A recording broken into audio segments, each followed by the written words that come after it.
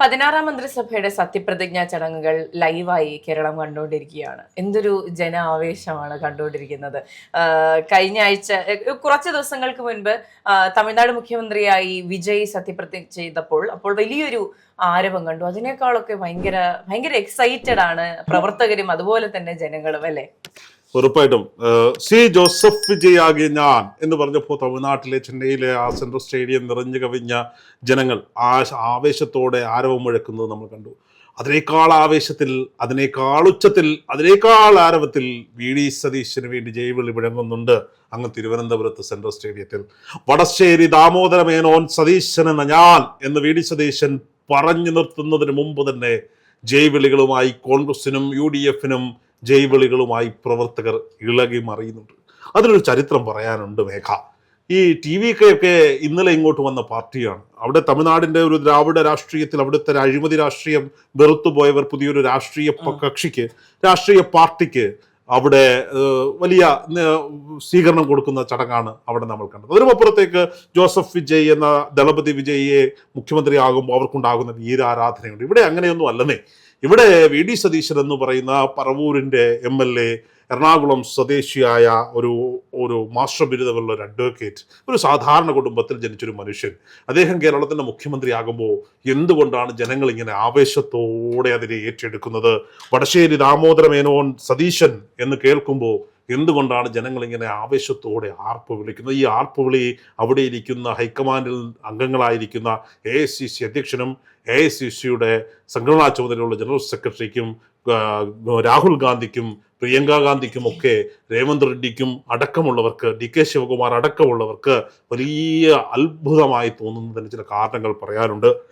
കേരളത്തിന്റെ രാഷ്ട്രീയ ചരിത്രം പരിശോധിച്ചാൽ സ്വാതന്ത്ര്യാനന്തര കാലം തൊട്ട് 5 വർഷക്കാലം ഇടതൻ ഭരിച്ചാൽ 5 വർഷക്കാലം വലതൻ ഭരിക്കുമെന്നൊരു സംസ്കാരത്തിൽ മുന്നോട്ട് പോയിക്കൊണ്ടിരുന്ന ഈ നാടിനെ 5 വർഷക്കാലങ്ങൾ പിണറായി സർക്കാരിന്റെ പ്രവർത്തനത്തിനും അപ്പുറത്തേക്ക് വീണ്ടും ഒരു 5 വർഷക്കാലം കൂടി തുടർഭരണം കൊടുത്തപ്പോൾ ആ തുടർഭരണം കിട്ടിയ അഹന്തയിൽ ഇവിടുത്തെ സാധാരണക്കാരായ ജനങ്ങൾക്ക് മേലേക്ക് മെക്കിട്ടു കയറാനും അഹങ്കാരത്തിന്റെയും അഹന്തയുടെയും കളിയാക്കലുകളുടെയും ചിരി നിറഞ്ഞ മുഖവുമായി ഇടതുപക്ഷ നേതാക്കന്മാർ ഇവിടെ അഴിഞ്ഞാടിയപ്പോൾ ജനം മനസ്സുമടുത്തു. രാഷ്ട്രീയ പ്രവർത്തനം നടത്താൻ ഇവിടെ ഇന്നിന്റെ കാലത്തെ കോൺഗ്രസ് ഈ മണ്ണിൽ നിന്ന് ഇല്ലാതായി എന്ന് പറഞ്ഞില്ലേ ഇവിടുത്തെ സംഘപരിവാർ ശക്തികളും ഇവിടുത്തെ ഇടതുപക്ഷ കക്ഷികളും?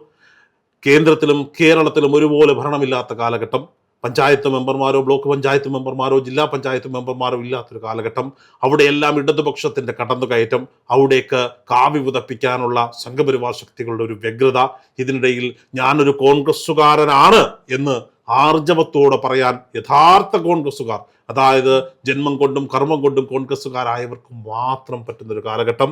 ഒരു നിഷ്പക്ഷമതിയായ ഒരാൾക്ക് കോൺഗ്രസ് രാഷ്ട്രീയത്തോട് സ്നേഹമുണ്ടെങ്കിലും കോൺഗ്രസ് ചരിത്രത്തിനോട് സ്നേഹമുണ്ടെങ്കിലും അവർ വരണമെന്ന് ആഗ്രഹമുണ്ടെങ്കിലും ഞാനൊരു കോൺഗ്രസ് അനുഭാവിയാണ് എന്ന് തുറന്നു പറഞ്ഞാൽ തൻ്റെ ജീവിതത്തിൽ, തൻ്റെ ജോലിയിൽ, തൻ്റെ കർമ്മപഥങ്ങളിലൊക്കെ പണി കിട്ടിപ്പോകുമോ എന്നൊരു സംശയമുണ്ടായിരുന്നൊരു കാലഘട്ടം. അങ്ങനെ ഒരു 10 വർഷ കാലഘട്ടത്തിന് ഇപ്പുറത്തേക്ക് കേരള ജനത 140 നിയോജക മണ്ഡലങ്ങളിൽ 102 സീറ്റുകളും സ്വർണ്ണപാത്രത്തിൽ വെച്ച് വി ഡി സതീശന്റെ കരങ്ങളിലേക്ക് വെച്ചു കൊടുത്ത സുദിനം മെയ് 4. അത് കഴിഞ്ഞ് ഇന്ന് സത്യപ്രതിജ്ഞ ചെയ്ത് അധികാരമേൽക്കുമ്പോൾ കേരളത്തിലെ ജനങ്ങൾക്ക് പ്രതീക്ഷ ഏറെയാണ്. കേരളത്തിലെ ജനങ്ങളെ സംബന്ധിച്ചിടത്തോളം അവർക്ക് സൗജന്യ പാചകവാതകം വേണ്ട, അവർക്ക് സൗജന്യ സ്വർണ്ണമോതിരം വേണ്ട, അവർക്കൊരു സൗജന്യങ്ങളും വേണ്ട.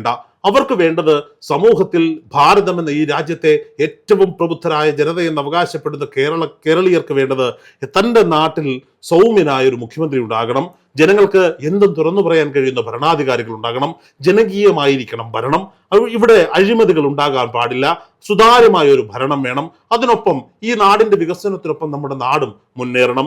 ഈ നാട്ടിൽ വികസനം വരണമെങ്കിൽ BJP വരണം, നരേന്ദ്രമോദി വരണമെന്ന് പറഞ്ഞിറക്കുന്ന ചില ആളുകളുണ്ടല്ലോ, അവർക്കൊന്നും അറിയാത്ത ചരിതങ്ങൾ, വികസനത്തിന്റെ ചരിത്രങ്ങൾ എഴുതിയിട്ടുള്ള ഒരു മണ്ണാണിത്. സ്വാതന്ത്ര്യാനന്തരം ക്ലീശേ ഡയലോഗാണ് എങ്കിലും പറയാതിരിക്കാൻ സാധിക്കില്ല. സ്വാതന്ത്ര്യാനന്തരം ബ്രിട്ടീഷുകാർ ചവച്ചു തുപ്പിയിട്ട കരിമ്പിൻചണ്ടി പോലെ കിടന്നൊരു ഭാരതത്തെ നെഹ്റുവിൻ്റെയും ഇന്ദിരയുടെയും രാജീവിൻ്റെയും ഒക്കെ കാലഘട്ടത്തിൽ, മൻമോഹൻ സിംഗിൻ്റെയും ഒക്കെ കാലഘട്ടത്തിൽ, വാജ്പേയിയുടെയും ഒക്കെ കാലഘട്ടത്തിൽ കൈപിടിച്ച് സാമ്പത്തിക ശക്തിയാക്കി വളർത്തിക്കൊണ്ടുവന്നൊരു രാജ്യം ഈ നാട്ടിൽ എന്താണില്ലാത്തത്?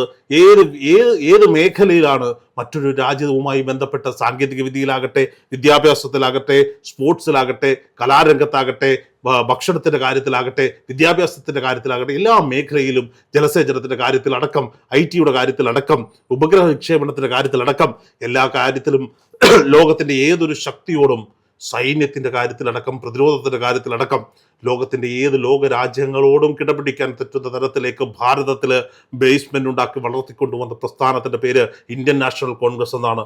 ഇന്ത്യൻ നാഷണൽ കോൺഗ്രസ് ഉണ്ടാക്കി വെച്ച ഈ ബേസ്മെന്റ് ഉണ്ടല്ലോ, ഈ അടിത്തറയുണ്ടല്ലോ, ഈ അടിത്തറയ്ക്ക് മുകളിൽ കയറിയിരുന്ന കുറച്ച് PR വർക്കുകളുടെ ബലത്തിൽ ഇതെല്ലാം ഞാൻ ഉണ്ടാക്കിയതാണ് എന്ന് പറയുന്ന ഒരു സർക്കാർ രാജ്യം ഭരിക്കുമ്പോൾ ഇവിടെ ഇനി കോൺഗ്രസ്സുകാരനും കറതീർന്ന കമ്മ്യൂണിസ്റ്റുകാരനും കെട്ടിപ്പടുത്തൊരു രാഷ്ട്രീയ സംസ്കാരത്തിന്റെ പുറത്തു കയറിയിരുന്നിട്ട് 10 വർഷമാണ് കേരളത്തിന്റെ എന്തോ വികസനങ്ങൾ ഉണ്ടാക്കിയതെന്ന്, മല്ലിപ്പൊടിയും ഏലക്കയും കിറ്റിലാക്കി കൊണ്ടു കൊടുത്താൽ കേരളത്തിലെ ജനങ്ങളെ കിറ്റിലാക്കാമെന്നും, ആ കിറ്റിലാക്കി കഴിഞ്ഞാൽ 5 വർഷക്കാലം അഹങ്കാരത്തോടെ ഭരിക്കാമെന്നും, 5 വർഷക്കാലം കഴിയുമ്പോൾ കൂടെ നിന്ന CPI-കാരനെയും കൂടെ നിന്ന മറ്റ് രാഷ്ട്രീയ പാർട്ടിക്കാരെയും നേതാക്കന്മാരെയും വിട്ടി തന്റെ ചിരിക്കുന്ന മുഖം കണ്ടാൽ ജനങ്ങൾ വന്ന് കുത്തിക്കൊള്ളുമെന്നും കരുതിയ ഒരു ഭരണകൂടം, ഒരു ഇടതുപക്ഷ ഭരണകൂടം, ഇടതുപക്ഷമെന്ന് വിളിച്ചുകൂടാത്തൊരു ഭരണകൂടം, ആ ഭരണകൂടം 5 വർഷക്കാലം ദുഷ്ഭരണം ഭരിച്ച നാട്ടിൽ സൗമ്യമുഖമുള്ള ചിരിക്കുന്ന ഒരു മുഖ്യമന്ത്രി വരണമെന്ന് ആ ജനം ആഗ്രഹിച്ചു.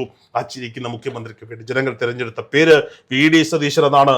വടശ്ശേരി ദാമോദര മേനോൻ മകൻ സതീശൻ എന്നാണ്. ഇന്നലെ പത്രമാധ്യമങ്ങളെ കാണുമ്പോൾ ഞാൻ കഴിഞ്ഞ ദിവസം മുതൽ കാണുകയാണ്, മുഖ്യമന്ത്രി ചർച്ചയുമായി ബന്ധപ്പെട്ട് VD സതീശനാണ് മുഖ്യമന്ത്രി എന്ന് AICC ഔദ്യോഗികമായി അറിയിച്ചത് മുതൽ ഇന്ന് വരെ, ഈ നിമിഷം വരെ, ഇന്ന് രാവിലെ സത്യപ്രതിജ്ഞ ചെയ്യുന്നത് വരെ VD സതീശൻ എത്ര തവണ മാധ്യമങ്ങളെ കണ്ടു. മാധ്യമങ്ങൾ ചോദിക്കുന്ന ചോദ്യങ്ങൾക്കെല്ലാം ചിരിച്ചുകൊണ്ട് അദ്ദേഹം ഉത്തരം പറഞ്ഞു. ഒരു തവണ മാത്രം ചോദിച്ചു, ഞാൻ എത്ര തവണ നിങ്ങളെ ഇന്ന് കണ്ടു, ഇനിയെങ്കിലും എന്നെ വെറുതെ വിടൂ എന്ന് അദ്ദേഹം പറഞ്ഞു. രാവിലെ ഔദ്യോഗിക വസതിയിൽ നിന്ന്, പ്രതിപക്ഷ നേതാവിന്റെ ഔദ്യോഗിക വസതിയിൽ നിന്ന് അദ്ദേഹം പുറത്തേക്ക് ഇറങ്ങുമ്പോൾ ഈ തൃശ്ശൂർ പൂരം ഉണ്ടല്ലോ, തൃശ്ശൂർ പൂരത്തിന് ഒരു ചടങ്ങുണ്ട്. ഈ ഗോപുരവാതിൽ തള്ളി തുറന്ന് തൃക്കടവൂർ ശിവരാജവും ഈ പറയപ്പെടുന്ന തെച്ചിക്കോട്ടുകാവ് രാമചന്ദ്രനും ഒക്കെ പുറത്തു വരുമ്പോൾ വലിയ ജനാരവം മുഴങ്ങും. അതിനേക്കാൾ വലിയ ജനാരവത്തിൽ ആ വാതിലിന് മുന്നും കൂടിക്കൊണ്ടിരുന്ന ആളുകളിലേക്ക് കുറച്ച് പോലീസുകാർ വന്ന് വളരെ കഷ്ടപ്പെട്ട് ആരെയും തള്ളി മാറ്റാതെ അതിനിടയിലൂടെ ഒരു നേതാവ് ഓടി വന്ന് കാറിൽ കയറി സീറ്റ് വിട്ടിട്ട് പോകുന്ന ഒരു കാഴ്ച. ആ നേതാവിന്റെ പേര് VD സതീശൻ എന്നാണ്. ഏതൊരാൾക്കും, ഏതൊരു മനുഷ്യനും അടുത്ത് ചെന്ന് കാര്യം പറയാൻ പറ്റുന്ന ഒരു നേതാവ്. അദ്ദേഹം ആദ്യം മുഖ്യമന്ത്രിയായി തിരഞ്ഞെടുക്കപ്പെട്ടു എന്നറിഞ്ഞപ്പോൾ അദ്ദേഹം പറഞ്ഞതെന്താണ്, എനിക്ക് എസ്കോർട്ട് വാഹനങ്ങളുടെ ആവശ്യമില്ല. ഞാൻ എനിക്ക് മുന്നേ കടന്നുപോയ ഭരണാധികാരികളെ ഞാൻ കുറ്റം പറയുകയല്ല. എനിക്ക് കറുത്തക്കാരനോടോ കിയോക്കാരനോടോ എതിർപ്പില്ല. പക്ഷെ ഞാൻ ചിന്തിക്കുന്നത് ഇങ്ങനെയാണ്, ഞാൻ റോഡ് സൈഡിൽ നിൽക്കുമ്പോൾ ഒരു നേതാവ് ഇങ്ങനെ യാത്ര ചെയ്യുന്നത് കണ്ടാൽ ഉറപ്പായും എൻ്റെ മനസ്സിൽ ദേഷ്യം തോന്നും. ആ ദേഷ്യം എന്നോടാർക്കും തോന്നാൻ ഇടയുണ്ടാകരുത്. അതുകൊണ്ട് ഞാൻ യാത്ര ചെയ്യുമ്പോൾ ജനങ്ങളെ ബുദ്ധിമുട്ടിക്കരുത്. വളരെ ജനകീയമായ ഒരു സർക്കാരിന് തുടക്കം കുറിക്കുന്നു. അതിന് നേതൃത്വം കൊടുക്കുന്ന നേതാവിന്റെ പേര് വടശ്ശേരി ദാമോദര മേനോൻ മകൻ സതീശൻ എന്നാണ്. ആ സതീശനൊപ്പം മലബാറിന്റെ സുൽത്താൻ, കേരള രാഷ്ട്രീയത്തിന്റെ മതേതര മുഖം, ഞാൻ അങ്ങനെ അടിയുറച്ചു പറയും, മതേതര മുഖം PK കുഞ്ഞാലിക്കുട്ടി ഉണ്ടാകും. കേരള രാഷ്ട്രീയത്തിലെ അഗ്രഗണ്യനായ രമേശ് ചെന്നിത്തല ആഭ്യന്തര വകുപ്പുമായി ഉണ്ടാകും. കേരള രാഷ്ട്രീയത്തിൽ ഒഴിച്ചുകൂടാൻ പറ്റാത്ത കേരള രാഷ്ട്രീയ ചരിത്രത്തിലെ രാഷ്ട്രീയ ഭീഷ്മാചാര്യർ K കരുണാകരന്റെ മകൻ K മുരളീധരൻ ഉണ്ടാകും. ഷിബു ബേബി ജോൺ ഉണ്ടാകും. CP ജോൺ ഉണ്ടാകും. ബിന്ദു കൃഷ്ണ ഉണ്ടാകും. അങ്ങനെ തുടങ്ങി ഇങ്ങേയറ്റത്തെ യൂത്ത് കോൺഗ്രസിന്റെ സംസ്ഥാന അധ്യക്ഷൻ OJ ജനീഷ് വരെയുള്ള എല്ലാ പ്രായത്തിലും, എല്ലാ എക്സ്പീരിയൻസിലും, എല്ലാ മത സമുദായങ്ങൾക്കും അർഹിക്കുന്ന പ്രാതിനിധ്യം കൊടുത്തൊരു മന്ത്രിസഭ, എല്ലാ ജില്ലകൾക്കും, എല്ലാ ഭൂമിശാസ്ത്രപരമായ എല്ലാ മേഖലയ്ക്കും പ്രാതിനിധ്യം കൊടുക്കുന്ന തർക്കങ്ങളില്ലാത്തൊരു മന്ത്രിസഭ. മനസ്സിലാക്കേണ്ടത് 6 പതിറ്റാണ്ടുകൾക്കിപ്പുറം, 60 വർഷങ്ങൾക്കിപ്പുറം UDFന്റെ ഒരു സർക്കാർ, ഫുൾ ക്യാബിനറ്റിൽ ഒരു തർക്കങ്ങളും ഇടയില്ലാത്ത, ഒരു രാജ്യഭീഷണിയും ഇല്ലാത്ത, യാതൊരു ഭീഷണിയും ഇല്ലാത്ത ഒരു സർക്കാർ, 5 വർഷക്കാലം സുരക്ഷിതമായി ഭരിക്കാൻ പറ്റുന്ന ഒരു സർക്കാർ ഇതാ VD സതീശന്റെ കരങ്ങളിലേക്ക് ഇവിടുത്തെ കേരളത്തിന്റെ ജനത പൊൻതളികയിൽ വെച്ച് നൽകുന്നു. 5 വർഷം ഭരിക്കുക. നിങ്ങളെ എതിർക്കാൻ ശക്തമായ ഒരു പ്രതിപക്ഷം പോലുമില്ല. 83 വയസ്സുള്ള ഒരു മനുഷ്യൻ, പാർട്ടിയും പാർട്ടി അണികളും ഇയാളിനി അവിടെ വേണ്ട എന്ന് പറഞ്ഞിട്ടും പ്രതിപക്ഷ നേതാവ് സ്ഥാനത്തേക്ക് കയറിയിരിക്കുന്നുണ്ട്. അയാൾ ചെയ്തതുപോലെ ടൈം സ്ക്വയറിൽ പോയി ഇരുമ്പ് കസേര പിടിച്ചിട്ടിരിക്കാനൊന്നും VD സതീശൻ ഉണ്ടാവില്ല എന്ന ഉത്തമ ബോധ്യം കേരളത്തിലെ ജനങ്ങൾക്കുണ്ട്. ഭരിക്കുക, വളരട്ടെ നാട് UDFനൊപ്പം.